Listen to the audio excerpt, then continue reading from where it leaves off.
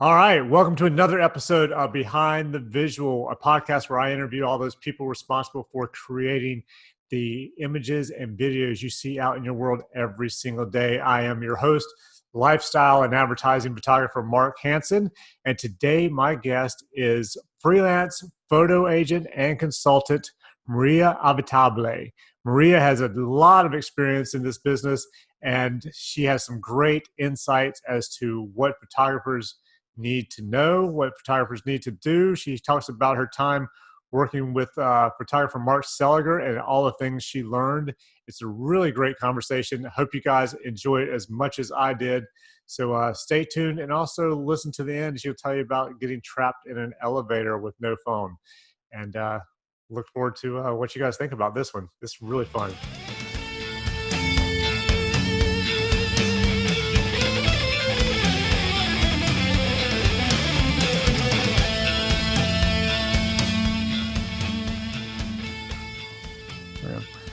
Well, thank you for doing this. I appreciate you agreeing to do it.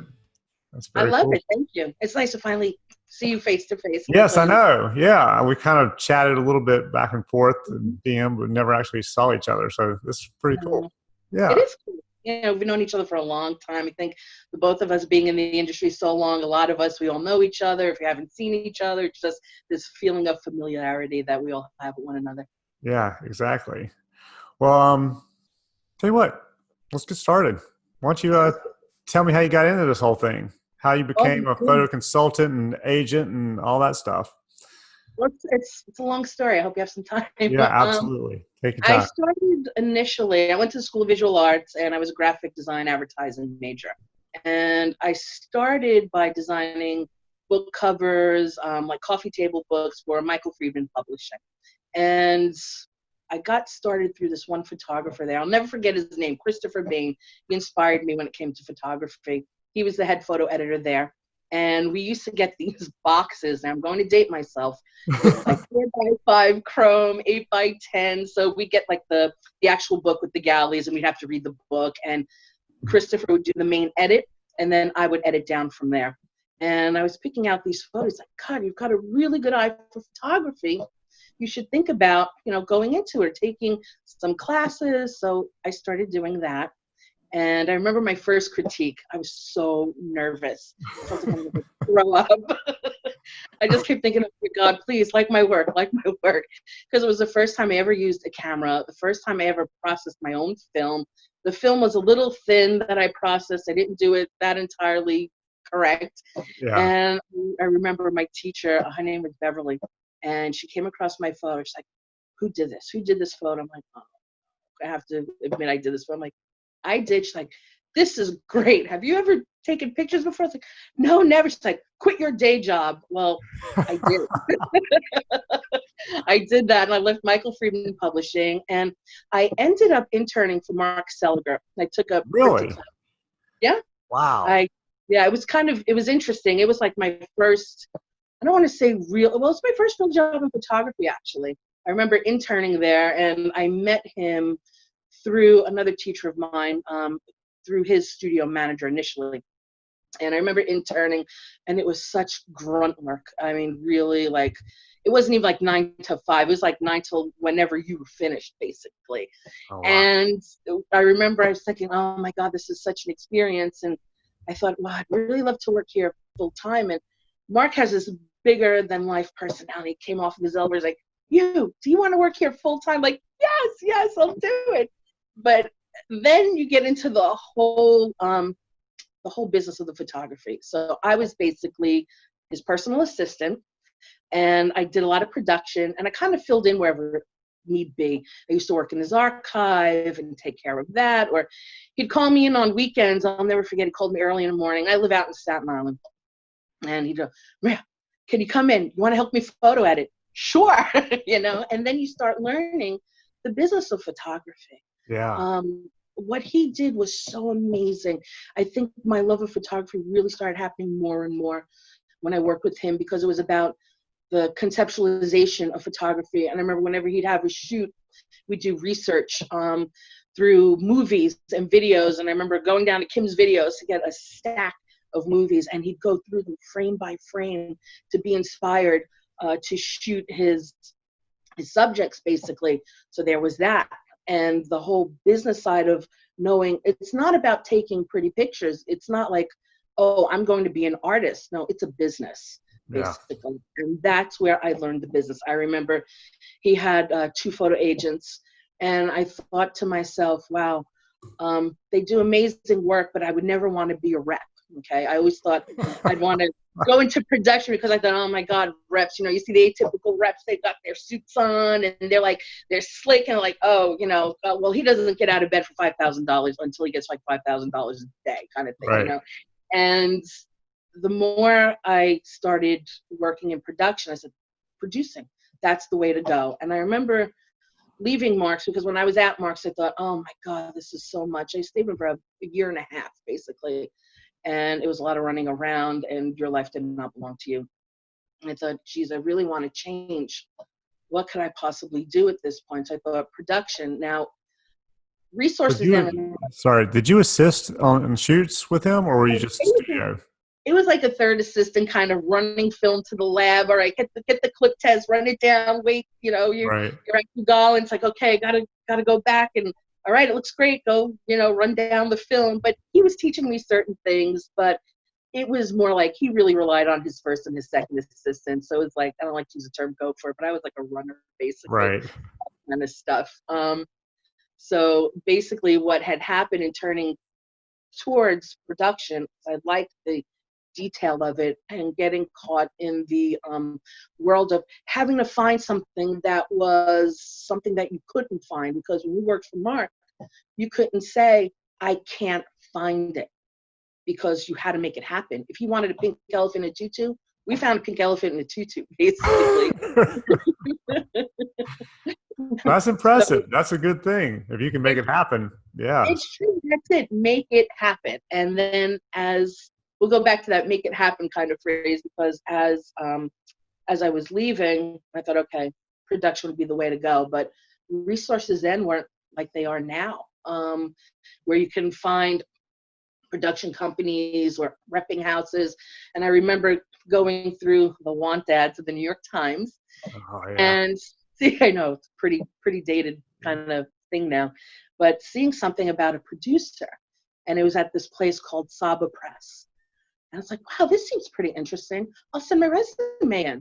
I sent my resume in. I got a call immediately, which I never expected. Met with them 3 times that even the receptionist said, they didn't hire you yet? So finally get there and doing production with multiple photographers now. It was more than one. And thinking, well, how do I juggle all this? How am I going to make it happen for these people? And I just kept thinking to myself, remember what you learned at Mark Seliger's. You can't say no, okay? You have to make it happen.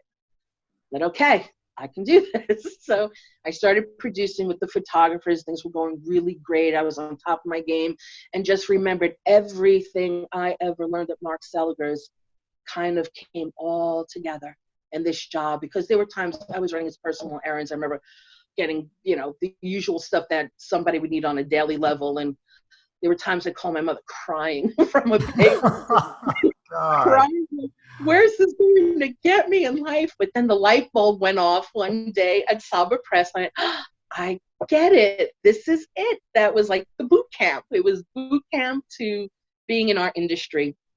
So I worked for Marcel Saba. Majority of my career was with Marcel. And that's where I started in production. And they literally segued me into repping within 6 months of producing. And I remember my senior agent said, well, Marcel wants to make you an agent. I said, no, I don't want to be an agent, because it goes back to thinking like what the atypical Hollywood version of an agent is in the movies. She's like, no, you got to take it. You have no choice. All right, I'll take it. I'll do it. So it's like everything I've ever learned in this industry was baptism by fire. Yeah, it sounds like it's all been forced on you. Encouraged. Yeah, okay, yeah, encouraged on you. Encouraged, I would say. And I remember thinking, okay, now how do I make this happen? And I learned a lot by what I heard around me, because it was a fast-paced environment every day. It was a news-based reportage agency that also worked with portrait photographers. And I loved all of it. I remember seeing the reportage in the news and thinking, wow, these photographers were putting their lives on the line because we had certain photographers embedded in certain countries, like in the Middle East, and having them wire like images over to us. And it was that whole excitement of that. But then how do I bring in my set of what I've learned? So what had happened at the time was, as I was repping, I was dealing with editorial and production and working with multiple photographers at the same time, having photographers double booked at the same time, and keeping all their schedules together.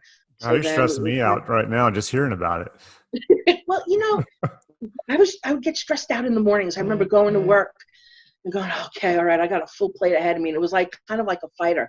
I had to get into fight mode. I had a routine where I'd get off the train, I'd go get a coffee, sit in Starbucks, and kind of psych myself up and now go, all right, I got this, and I'd go to the studio or, the agency, and I'd start. And what had happened was, at the time, Corbis merged with Saba Press. Basically, they bought Saba Press, and everybody had to kind of define their position.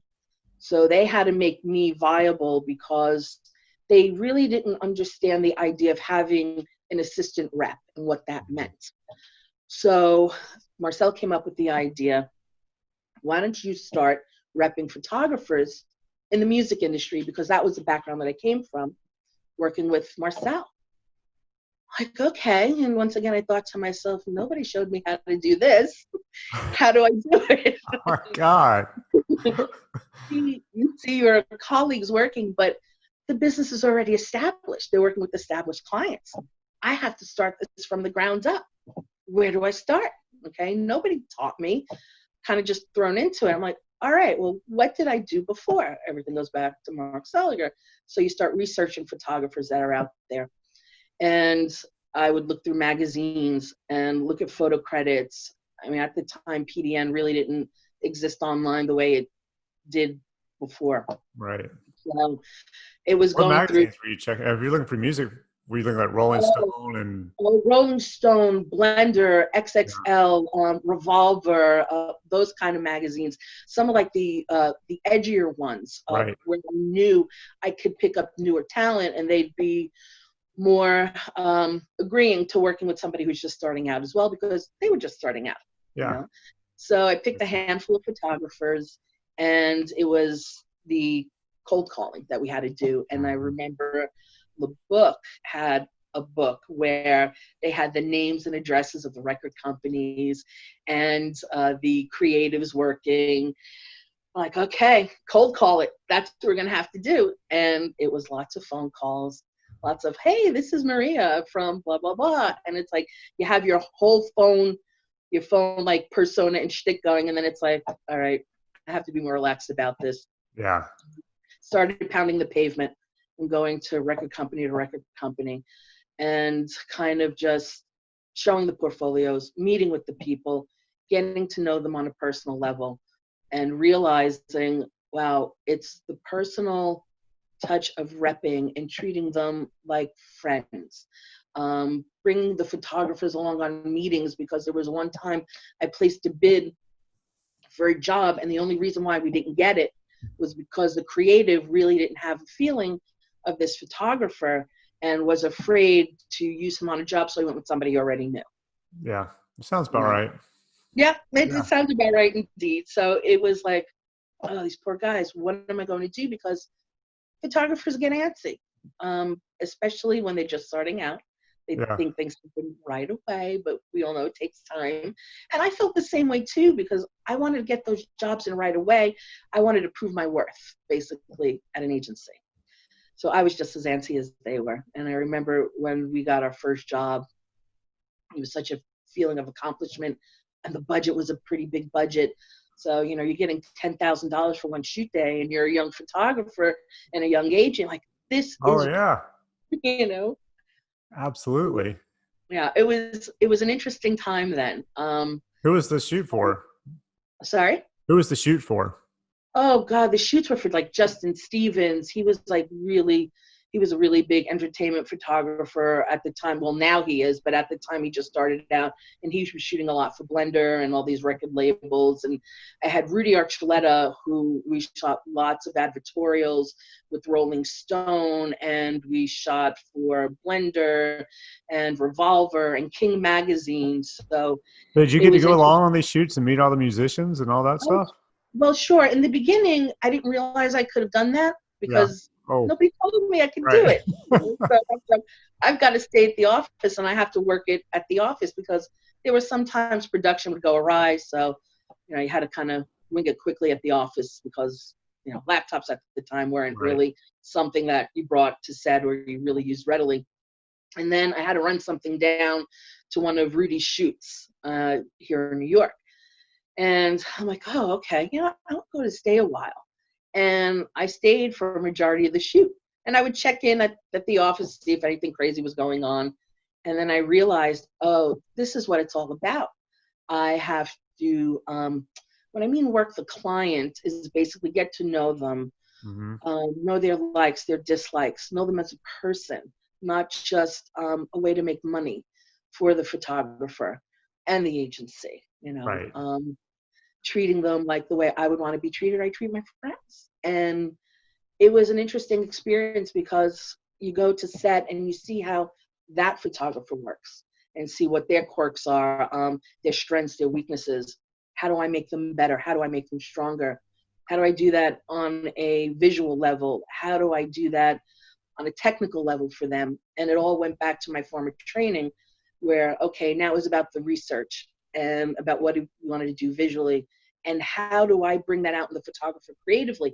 So we talk about concepts for shoots or textures and ideas. So it's taking that formal training that I had previously and applying it to lesser known photographers. Yeah. Wow. Yeah, you definitely had some experience. Yeah, I did. Yeah, you think? Yeah.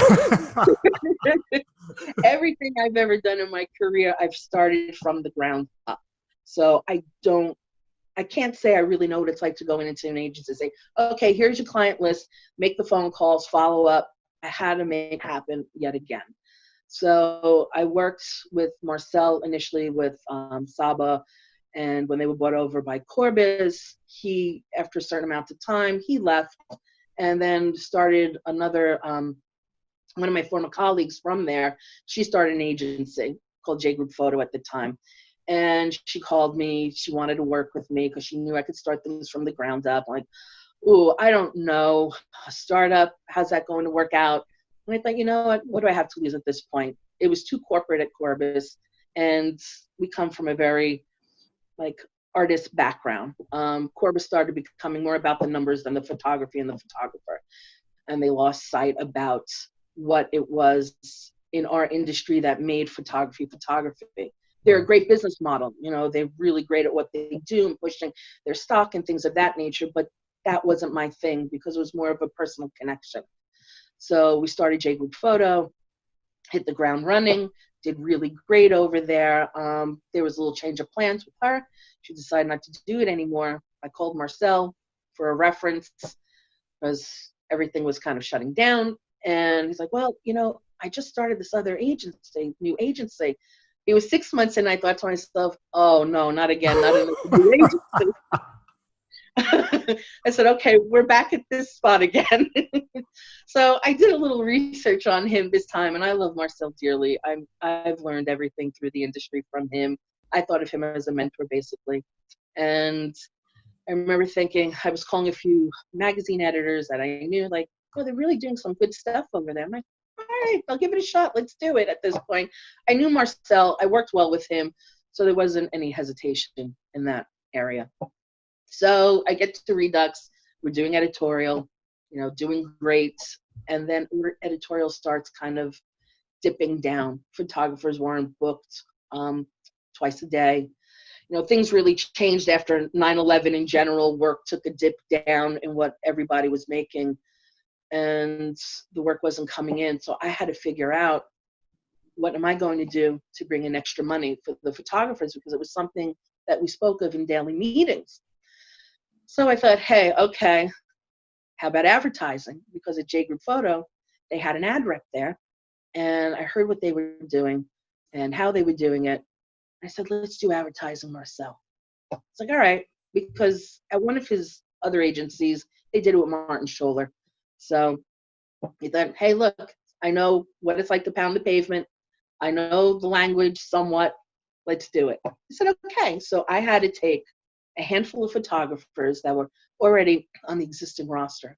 So we had reportage photographers, really, news photographers, photographers that would always be in the Middle East embedded somewhere. Like, oh goodness, all right, how am I going to make this work? So I picked a handful of them and went to Marcel and told him, look, I'm going to have to pull on other photographers, like a food photographer and a still life photographer, and at the time, a lifestyle photographer, but it wasn't like lifestyle like we know it now. Okay. Right. So I did that. And we came up with the idea of, well, we have to give it another name. We can't just do Redux. So we came up with Redux Reps. So it was the sister agency to Redux Pictures. It was more like a boutique kind of agency. And I started pounding the pavement again, meeting with clients and realizing, wow, this is really different language. This is more intense. It's more intense in production, usage, day rates, the crew that you need to have, and not just the advertising agency, but their client. It's a huge production at that point, really big. Nobody taught me how to do that. Yeah. Okay, I learned a lot through the art buyers. I remember some of them I've befriended, and I'd have questions like, what does this mean? I don't know what this phrase means, because you couldn't readily look it up somewhere online. Right. And they educated me on the vernacular of advertising language. That's huge. That's great. It was Yeah. really great. I was very fortunate that way. I was lucky that way, that they were able to say, okay, she's just starting out and we'll help her out a little bit in that aspect. And some of them were just starting out themselves too. So that was kind of nice, like coming up through the ranks together. And They help you out as far as like what to charge and all that? Because I would think that the pay scale is a little bit different between the two. It was much different back then. We were getting usage rates and day rates and travel days and pre-pro days. And did they help with that? No, that was a little more. That was a little more in my department. So I would go to Marcel and say, well, I'm thinking of this number. What do you think? So he would always guide me with the number. And then, of course, we go to the client and be like, okay, this is what we're thinking of. And I remember a few times there were some bids we didn't get that I thought, wow, we really should have gotten those bids. What's going wrong here? So it came back to bringing the photographer back on meetings, sending them on meetings, kind of going out to dinner with some creatives, saying, hey, you want to meet for a drink or coffee, and kind of do it in that manner. And sometimes just meeting with an art buyer and not bringing any books and just getting to know them as a person. And getting to know how they work and what their client needs. And basically, like going back to the whole budget thing and not getting that one job, I realized I was outbidding. I was bidding too high, and nobody was telling me that I was bidding too high until I asked someone, can I ask why I didn't get the bid? Was it more of a creative choice? Was it a money choice, a budget choice? And they would tell the truth. They say, well, it really was a budget issue. We really liked the photographer, but you were way out of the ballpark. Like, well, okay, I see how this is working. So then once again, the light bulb goes off and you say, I'm going to ask them what their budgets look like. Right. Okay. Yeah. At the time, I didn't know if anybody was doing it. I didn't even know if that was the correct thing to do at that time. I said, I'm going to take a shot. What do I have to lose? Nothing. This point. So I get the specs and everything, and I'd say, well, we do have numbers for you, but let me know if this falls in the ballpark. Let me know if it matches the other photographer's numbers. I don't want to outbid. I don't want to underbid, but I don't want to outbid at that point. And they said, sure, not a problem. And they started doing that. And then I realized, well, let me work up these bids quick and fast, because I can get it into the art buyer. He or she can look at it first, And then if I need to make any corrections, I can do that within enough time. They'll have it in advance. They can give it to the client. So it started working that way, and it seemed to be working at that point. And then things changed budget-wise. The economy was changing in photography. Mm-hmm. Photography was changing in general. Advertising agencies were changing in terms of what they were looking for visually. Things weren't as glossed over. They weren't as pretty and perfect. And it was taking a change where it was going more towards lifestyle, more towards that reportage, editorial feel in advertising. So budgets had to come down a bit. And then it got to the point where I would say to the art buyers, what does your budget look like? And sometimes they honestly didn't know. And I'd say, well, did you work with a client before? Are there any red flags that I should know of before I send it in? And sometimes they'll tell me, sometimes they didn't know as well. And it always kind of worked on this relationship of being friends with them, being comfortable in knowing I can ask, what are you looking for in terms of budget without underselling or undercutting the photographer, basically. Yeah, which I think is huge to be able to It's do really that, huge. because I think depending on where you're coming from and your experience, you may have no idea what to Mm-hmm. charge. You may go, "Oh, I can make $1,500. That would be huge for me today," and then you find out later, "Oh, that was a $7,000 a day shoot," and you didn't get it Exactly. because you're coming in at 1,500. Like, this person doesn't know what they're doing, so we're gonna It's move true. on.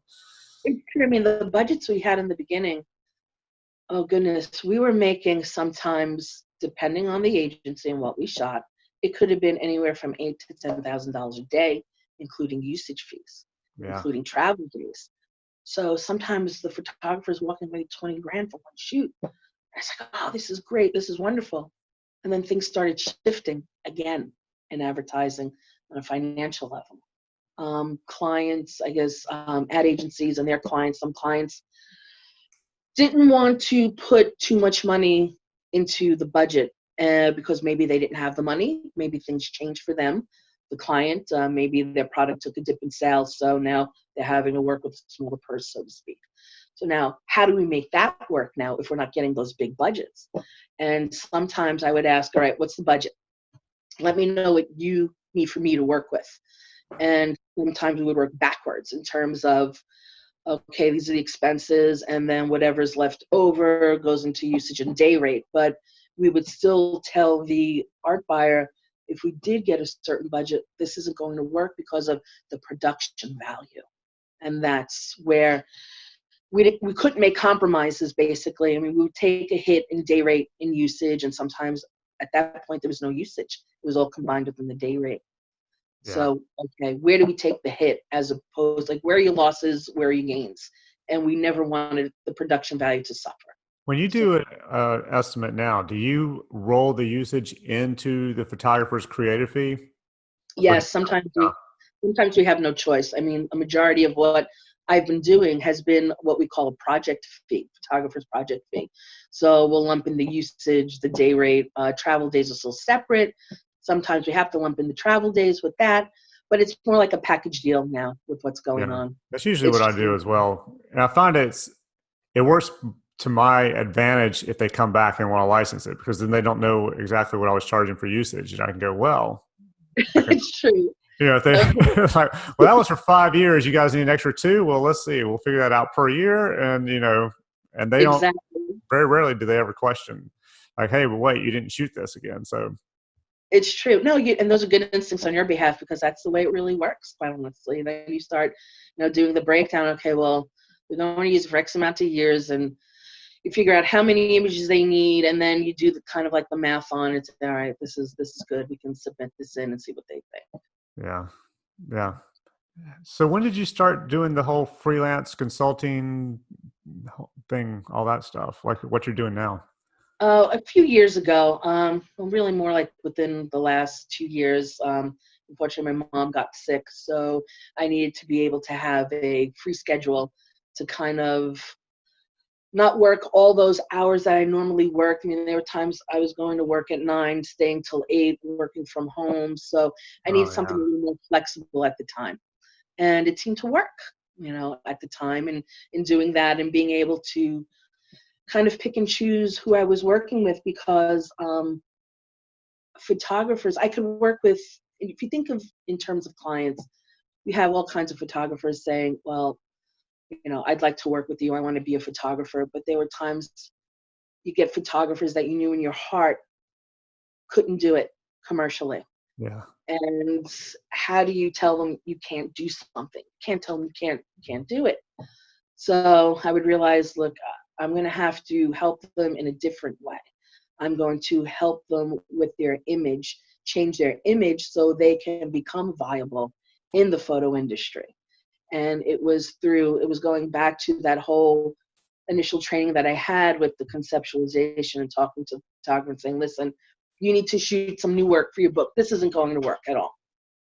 So we'd conceptualize, we'd shoot, we'd test, get the book ready, and start pounding the pavement for them, calling people, because I felt like and feel like if my name's attached to it, if I don't believe in it and I can't push it, I can't work with that person. I can't in good faith go to a client and say, this person's going to be great, because now the clients are the friends and your reputation is on the line and their reputation is on the line in terms of what they need done. And at some point you have to know when you can do that. And if I can't work with a photographer in that capacity where I don't feel like I can push it and I'm not proud of their work, I unfortunately have to pass, That makes sense. Yeah. Yeah, I think it's like anything. You can't sell it if you don't believe in it. Exactly. And you have there are some there's some thoughts in thinking, well, if I work with all these photographers, it goes back to rates and charging, and you think, well, if I work with this many photographers, I can bring in X amount of money. But for me, it's always been more about quantity and quality and the type of work. And I have to love the work. I've always loved photography. I can think back to high school. I used to do a lot of collage work, and I used to look through all these magazines like Life and National Geographic and just put all these collages together and just think wow, this is really beautiful. And look at Rolling Stone and see how the portraits are. And then thinking, well, how can I turn this into a career, basically? And then later on down the line and working with photographers, it has to be the same way. I have to feel the passion. I have to look at that work and just be like, wow, this is really beautiful. This is different. Nobody's ever done this before. Or maybe it's kind of being done in the same way of someone else, but there's something that's still a little different that you can bring out talent-wise in the photographer. It's always been about the imagery. It's always been about the soul of the photographer and photography for me. So because I used to shoot portraiture and all these other things where I just always kept creative and kept a notebook of what I'd like to shoot, what I'd like to do. I encourage photographers to do that even now. I mean, everything's online, computer is so inundated with technology that sometimes you have to go back to the roots of what it used to be. Yeah, You I have think to, that's a good idea. Yeah. You have to go back to what it was like before all this and just write down ideas, thumbnail sketches. You can do it on your computer, that's fine, but you have to stay innovative. You have to use the technology to your advantage, but there comes a point where, I remember in school at SVA, people were very technically savvy. And I had one instructor say to the class, you can learn the technical part, but you can't learn creativity. It has to be in you. And it's true, that's how it has to be for you guys. You can be the greatest technical photographer. You can light the heck out of a car or whatever it is that you're shooting, but if you don't have that soul connection to the work, to your creativity, it's not going to work. It's going to be like soulless work. And I've seen in advertising photographers that bring that kind of soul and life to their imagery. It's changed a lot. They bring that kind of love of what they do into the commercial world, and I feel that's what makes the most successful ads, campaigns, is kind of that realness. that soul. It all goes back to the soul, basically. Yeah, That I soul, agree. if you will. Yeah, I think you have to have that because I've always said I can hire assistants who can light it.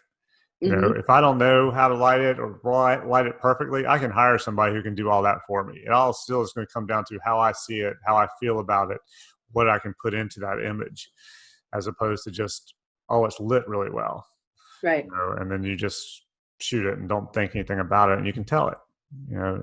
Absolutely. And I think clients have gotten a lot, have gotten savvier than what they used to be many years ago in advertising. They know that the connection of product to person is what's going to make somebody buy it and stay, in terms of, that trust, that customer that keeps coming back, in terms of, I want to buy that product because I can relate to it, or it evoked some kind of memory that they had growing up, or it's just something that they go to because it makes them feel good for whatever reasons. So that comes back to the personal kind of feeling, and how do you evoke a feeling for the client while staying still commercially viable. It's a fine line between the both. You can't be too artistic, you can't be too commercial, somewhere in the middle. Yeah, you got to find something that's just in that nice little sweet spot, I think, for Mhm. sure. So when a photographer comes to you and say they're just starting out and they want help, what exactly do you do for them to help get them on track, maybe help them start bringing in some jobs, that kind of thing? Since In terms obviously of, you've done everything from the ground up, I would think you have plenty of experience. And I do. I guess that could be a blessing. I didn't realize that it's a blessing like that long ago. Thinking like, oh God, I wish I'd have something handed to me. But you know what? Now I wouldn't want it that way because I have my own autonomy with what I do. So in starting with a new photographer, depending on what level they're at, normally I would hope that they're at a point where um, they're segueing from at least assisting, or mhm, have at least a year or two under their belt commercially to do that. So it comes back down to conceptualization. Okay, let's talk about what you want to do. What's your quote unquote wish list? What's the reality list in terms of clients? Seeing where, educating the photographer, okay, well, your work here is good for XYZ. right. Go out, look online, look in magazines, see what work you're well suited for. And then we pick out the agencies that have that work that you would be a good fit for. Because it all comes down to likability of the work, relevancy. Are you relevant for that client? You can't go into an agency and just show something that is so far off of what they're doing, because it kind of shows you don't know much about them. So I have to educate them, and that's what I do. Educate them, have them do their research, look at the work, think, all right, where are their strengths? Because you have some photographers, I mean, you guys are fantastic at shooting, but sometimes editing the work, you're too close to it. I So agree. I think you have to have help with that because I remember years ago I did a shoot and I I was all excited because there was a fair in town and they let us get in and shoot on the fairgrounds when nobody was there before they opened up. mhm, And so we went in and shot all this stuff. I thought it was wonderful. I was shooting up in New York.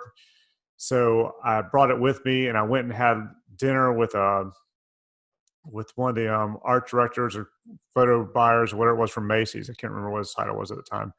And we had dinner. I was like, hey, look, here's some new stuff I shot. And he looked at it and was like, you can't show this to anybody. I went, why mhm, not? I get it. It's the clothes are cool. The concept. He's like, yeah, this model's not good.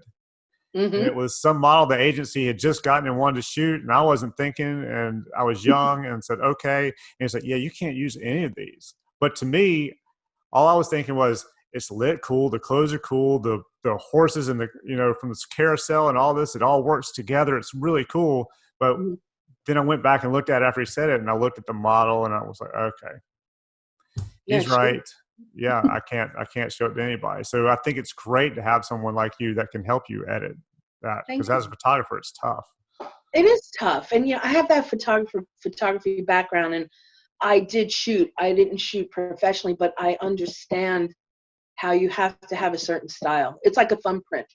Hmm. It should be different from everybody else. And sometimes photography commercially has this way of looking like you can swap out one photographer for the other.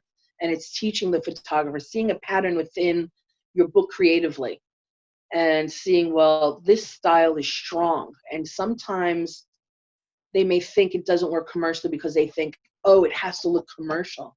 But that's not what art buyers and art directors and creators are looking for. They're looking for something different. They're looking for something that shows some kind of, going back to the whole soul connection, shows some kind of soul within the work, because then they know how to push it to their client. And they could say, well, you know, we found this photographer. He's really good at this, and we think it'd be great for the client. And sometimes it's a little different from what maybe they're thinking of, but the creative director knows how to approach it in a way where that photographer can do it, because we have, I mean, like, obviously you get the work and you look at the comps and you say, all right, well, it does apply. We can make it apply, you know, and it's finding that style of, this is what it's supposed to be like, because you get that other work that's like what I call filler work, basically. Yeah. And you have to know how to weed that out for the photographer and make the photographer understand, yes, I know you like this style of shooting, but this is your natural style of shooting. This is what you should be doing, not this. And sometimes it's hard for a photographer to accept it and have them kind of think about, well, it's hard to have somebody tell you, no, do this, when you've been doing it on your own for X amount of time. You like your own little boss, your own little island. And then you send somebody in, they're going to accept the apple cart. Like, all right, well, you know, this just isn't right. They threw everything out and I'm starting over. But sometimes you have to do that. Sometimes you have to scrap everything, rebuild from the ground up. You know, I've done a lot of rebuilding from the ground up. So it makes sense for photographers to do that as well when they need to. Yeah, and I think a lot of photographers need that. I definitely need it because I spent the first half of my career, I just wanted to shoot fashion, you know, and I Mm-hmm. grew up in North Carolina. So it's, you know, it's possible, but, you know, I wanted to shoot for Vogue or Elle or whatever. And, you know, I spent those trying to do it and do it and do it. And then finally somebody convinced me that that wasn't the route to go. First of all, it's way more competitive. Um, Smaller jobs or smaller amount of jobs, but then that my photography style just wasn't there. And it took me a minute to accept it because that's not what I wanted. But then I figured out, you know, I actually like shooting the lifestyle stuff that I do now a little better. And the fashion stuff I do shoot still more the high-end catalog lifestyle fashion than it is, you know, Vogue fashion. So it's Right. nice to have somebody come along and tell you, as long as you can accept it, I think. Yeah. That's true. It's hard to accept certain things. I think it's like anything else in life, when you have to reevaluate what you're doing Mm-hmm. and you have to start over so you can be relevant. That's like photography today. I noticed like a lot of photographers that I worked with in the past, the ones that have lasted the longest and are most successful are the ones that know to reinvent themselves, but still stay true to their style Yeah. to keep themselves relevant. Yeah, Because I it's agree. not I think that's big because everything's changing. So you have to kind of change, like Madonna constantly just, changing to stay mm-hmm, relevant. So she's what, 60 something years old and touring exactly. and still making a ton of money. It's true. I So mean, that's what it's really all about. It's like if you don't reinvent yourself, you go the way of the dinosaur, basically. yeah, So you have to keep up with the up and coming photographers that are starting to kind of catch up and start nipping at your heels and start winning your bids and thinking about, how do I restructure myself? Because I know in our careers, sometimes it feels like the older we get, we don't always feel as viable because we feel like the younger people are just kind of going to, well, that's what the agency wants. They want a younger, fresher vision, you know, and it's keeping yourself young and fresh for your work and yes, offering all that experience that you have, because you have a shoot, if things start hitting the fan, well, because of your experience, you know how to handle it. You know, right. sometimes you have newer people who are just starting, and that they're not going to know how to do that until they start shooting more and learning, all right, well, this hit the fan, but I can make it work on set. It'll work somehow. It's something's always salvageable on a set. I feel like anything wrong can happen, but how do you repair it? How do you fix it where the client doesn't see it as a tragic thing? What's your recovery time like in a shoot when something like that happens? Yeah, my goal in that is to make the client have no clue how bad it actually is. Absolutely. Keep them from knowing about it at all if possible. But if they do have to find out, no, it's fine. We've done it before. We got it covered, and stay as calm as possible. And then when the client goes away, you're like, oh my God, you guys need to go fix this. It's true. It's like, you become like a repairman, if you will, repair people. How do we repair it? How do we fix it? How do we make it work? It's kind of being able to fly by the seat of your pants and have it turn out into a great shoot. Yeah, absolutely. What do you wish that photographers looking for an agent or just getting an agent knew to expect? Because I'm sure some photographers come into looking for an agent, think, all right, all I need to do is get an agent, then I can sit back and do absolutely nothing else. And they'll call me and I'll just go shoot a job and I'm good. I'll spend all day, on the couch watching TV and Netflix until they call me. That's a good question, actually. What do I expect?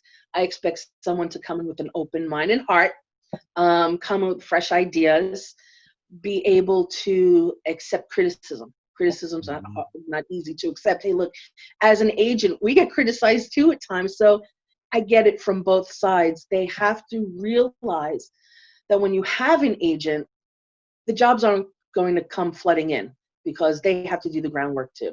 They have to meet me halfway because an agent is only as good as what they get from the photographer.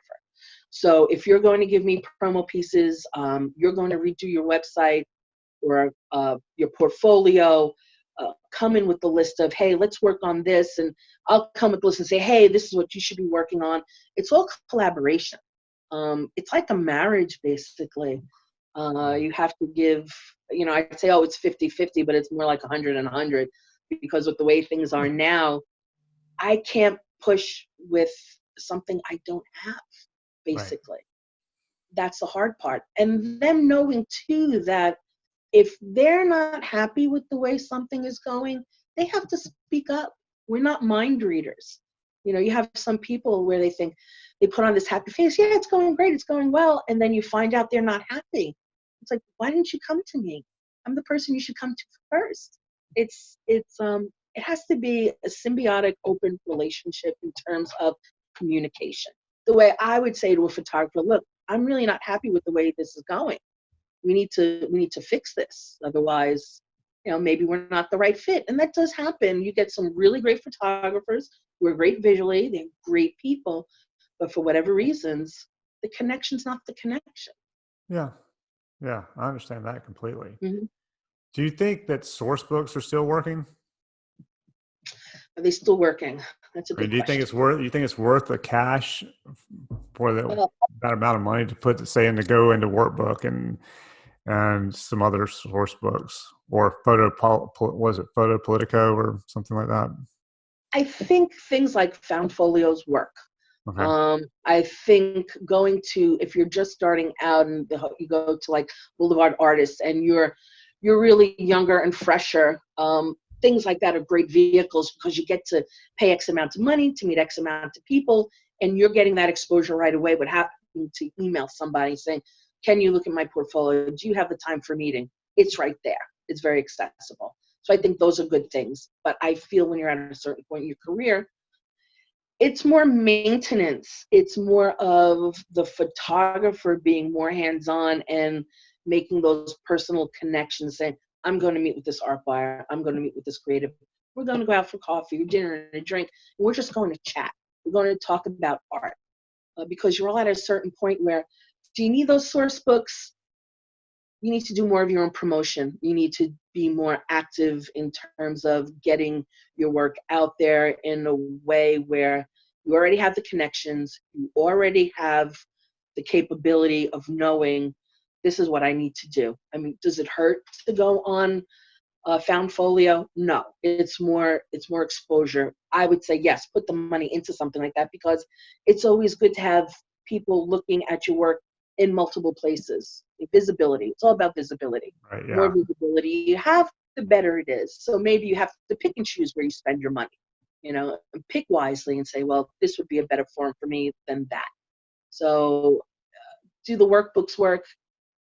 I think it depends on the person, what your needs are, basically. I wouldn't count anything out, because visibility and advertising yourself is what's always needed.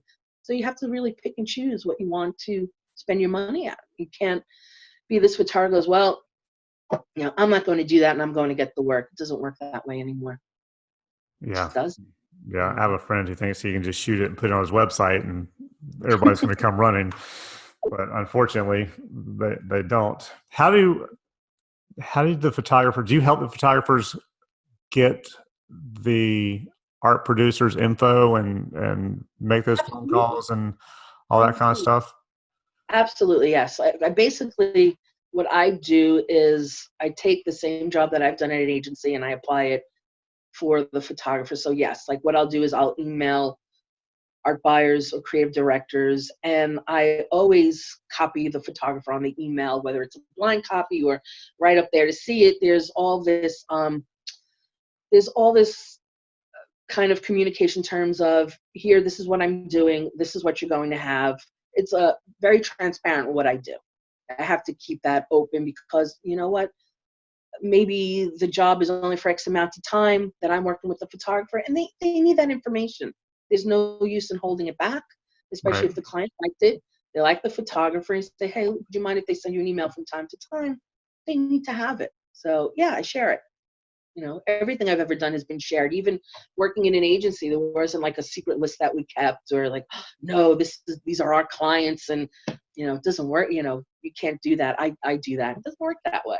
Yeah. Because I need the photographer to jump in. I remember in working at an agency and working with the photographers, I would send out emails to the clients, and sometimes I wouldn't get a response. So I'd have the photographer jump in and just say, hey, send them an email thanking them for seeing your work. And maybe you can show them some new work and just say, hey, just a quick note, wanted to show you this. So if they didn't hear back, I didn't hear back, the photographer heard back, and vice versa. So it was kind of like a little volley back and forth without being obnoxious to the client, because nobody wants to get hammered with tons of emails saying, hey, did you see my new work? Did you see my new work? You don't want to do that Right. every week. And you have to have an instinct of timing, because timing is everything. And you just can't bombard people, because they see so much work every day. It's like image overload for these people. How do you get It's their attention? How do you get an art producer to notice your work?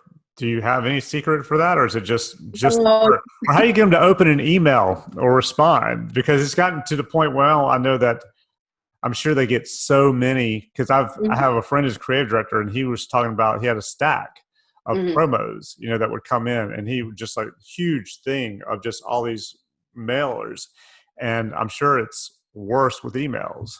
Oh, And absolutely. so I don't even know how you get a producer's attention anymore, unless it's just like nonstop barrage of Mhm, your name in front of them. And maybe finally they go, okay, mhm. What I normally do is, I mean, I'm at the point in my career where I have these close relationships, but in thinking back of when I first started, it was normally like, of course, when you have your email header, you want to keep it quick and simple and not have it get thrown into spam somehow.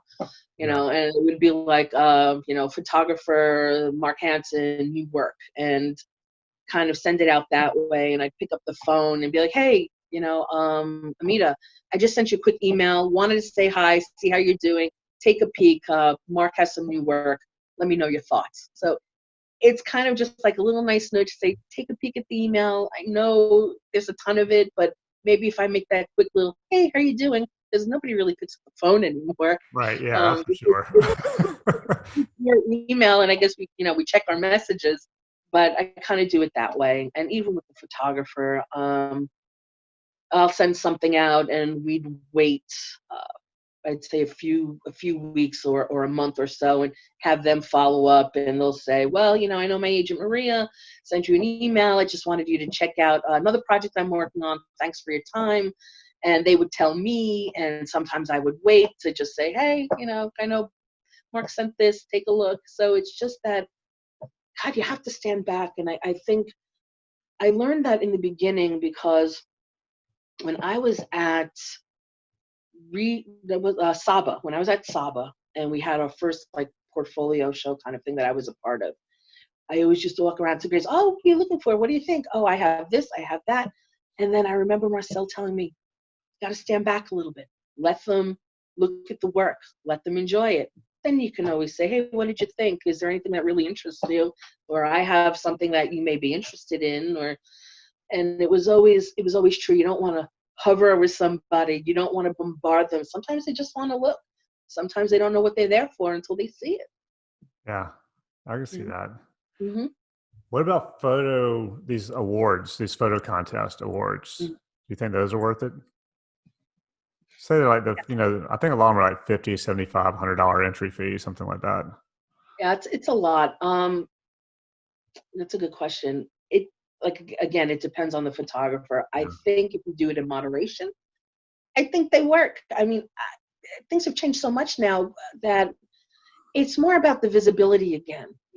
Being in with certain peers that are doing work that's inspiring. You have some of these contests that are really great. American Illustrator and Photographer, where God, they're putting in some great work from these photographers that are submitting work for the contests. And there are viable ones out there that get you the exposure, and there are ones that really don't. And you just have to know, again, it comes down to budget. I have to pick and choose. What do I want to, what venue do I want to use to expose my work? What's the best value for you, basically? Yeah. Still getting that exposure. You have to invest in yourself. It's like the expression, you have to spend money in order to make money, but you have to know how to do it correctly. Yeah, because the worst thing is to spend money, just spend it the wrong way, and then you get Absolutely. nothing out of it. Yeah, so I think it's important to have somebody who's been in it as long as you have and knows what they're doing to tell you, this is where you spend your money. Don't go spend your money over here, because it's not going to do you any good right now. Maybe later in your career, perfect. But right now, you need to spend it over here. I think that's wonderful. Yeah. Okay, so last question for you. Sure. What is the strangest thing that has happened to you since you've been in this business? Strangest thing. Okay, strangest thing. I don't have many stories, but the one story that I have is that I was working for this one photographer, and I had to work over the weekend. It was a holiday weekend. It was a 3-day weekend. I went in, I was doing some work for a few hours. My family was having the annual family barbecue kind of thing. And they were a little disappointed I couldn't be there for the whole thing. I'm like, well, I have to work. I'll be back. Shouldn't be too long, just a few hours. So I finished my work for the day. Go to take the elevator. I'm in the elevator, and it made this weird noise. I'm like, oh, that doesn't sound good. And it hit hard on the first floor, but there was only 3 levels. It was in a studio, so it wasn't like a major corporate building.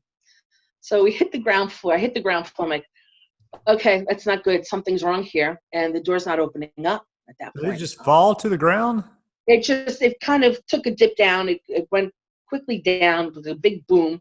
I'm like, oh, okay. It was only, like I said, it was only 3 levels. It was right. Still, it was scary. It was scary, and I thought, okay, all right, the door's going to open up. I'll be okay. It's probably not a big thing. Door didn't open up. I'm like, okay, what's going on here? What do I do? I remembered, oh, the phone. There's a phone in the elevator. I go to open up the box with the phone. There's no phone. The phone wasn't put in. The elevator guy didn't put it in. I'm like, what am I going to do? I left my cell phone at home. How am I going to get out of here? This isn't good. I'm thinking, I have to sleep in this elevator till Tuesday morning. And it's kind of like, hey, hi, I slept over in the elevator because it was stuck. So now at some point, my father had passed on the year before. So what do I do in times of trouble? Dear God, what's happening? How can I get stuck in here? Dad, do you see this? Do you see what's happening? How am I going to get out of here? Pressing all the buttons. Nothing's happening. There's the emergency button. Nothing's happening. So I look up at the elevator, and there's like this space, and it's like, if I can get something in there, maybe I can open up this elevator door. So of course, at that point, you're thinking it's irrational, but I have to try something. And I had my Leatherman tool, and of course, my trusty Leatherman. I received it from a boyfriend from like a Christmas gift, and I thought, oh my God, what a horrible gift! How practical! How not romantic! How could you give me a Leatherman tool? And he was a photographer, and I'm a photographer. He probably thought this is the greatest thing you'll ever have. Like, oh God, my Leatherman. Maybe there's something on my Leatherman. There was like these like pliers on there, and I remember sticking the pliers up in that right-hand corner and taking it and twisting it somehow, and the door managed to open a little bit. I stuck my fingers in the side, and I guess the pure adrenaline rush of being stuck in that elevator, the door opened up enough for me to get out, and then it closed right behind me again. I was like, oh my God, Wow. thank God.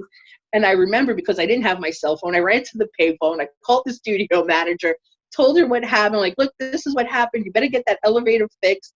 I was shaking by the time I got out of there. And I remember going home and like, you're late. What happened? Like, I got stuck in an elevator. It's a long story, but I'm here. So I think that's the craziest thing that's ever happened to me. Wow.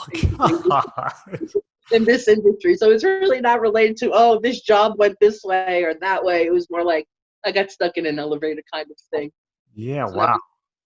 that was interesting. I've only been stuck one time. At least it didn't drop, but it was very crowded. Yeah, so, no, it was just me in there. I think I would have been better if there was somebody else in that elevator. It was just I think so. I'm stuck in here, and I'm going to just wait till Tuesday basically and chill out. So now I hear that. Thank God for that boyfriend. Yeah, right. I still talk to him now, even though he's married to somebody else. I'm like, that Leatherman was thinking about it now, it may have not been romantic, but it saved my life. There you go. Yeah. So that was a good one. But I hear that you got into photography through Evel Knievel. So you want to? Yes, I did. Sort of. My father taught photography in college when he was getting his master's, and he's been shooting weddings. He was working for an insurance company, and he was head of PR. And they were sponsoring a huge golf tournament where we lived at the time. And Evel Knievel was one of the guests who came. So my father was taking pictures of everybody there, and he had these pictures of Evel Knievel walking around, Evel Knievel in a golf cart and all this stuff. And we had a dark room in our house. So he came home and he's like, hey, I'm going to go develop this film. And actually he'd already developed it. So I'm going to go print some pictures. Do you want to come down to the dark room with me? I said, sure. Come hang out. And I was probably 6, 7 years old maybe. And went down to the dark room. I'm sitting there watching him. I'd never seen it before. So I saw him expose the paper, put it in the pan, and all of a sudden I see this picture of Evel Knievel come floating up out of the pan. And I was like, that's cool. I want to do that. That's what I want to do. And so from that point forward, I wanted to take pictures. I had a little camera. I was in junior high. My dad gave me a camera so I could be on the newspaper staff, which I did that because it let me shoot. It let me get out of class. And all the cheerleaders wanted to have their picture taken. So you could make meet girls, right? Yeah. And I was too small to play football. So it was a good way. I got out of class. I got to take pictures, got to meet the cheerleaders. And from that point forward, it went on from there. See? Magic. Photography is magic. Exactly. That's exactly what I thought when I saw it. That is so cool. I want to be a photographer. Yeah. That's awesome. That's a great story too, actually. Well, thank you. Well, thank you for doing this. Thanks for having me. I appreciate it. Absolutely. Yeah. Anybody watching, listening, if you guys like it, be sure and thumbs up it, like it, share it, subscribe, whatever else you're supposed to do to keep this thing rolling and give me more downloads or whatever they're called. So keep it up and keep watching Behind the Visual. Thanks, guys. Thanks, Mark. Thank you.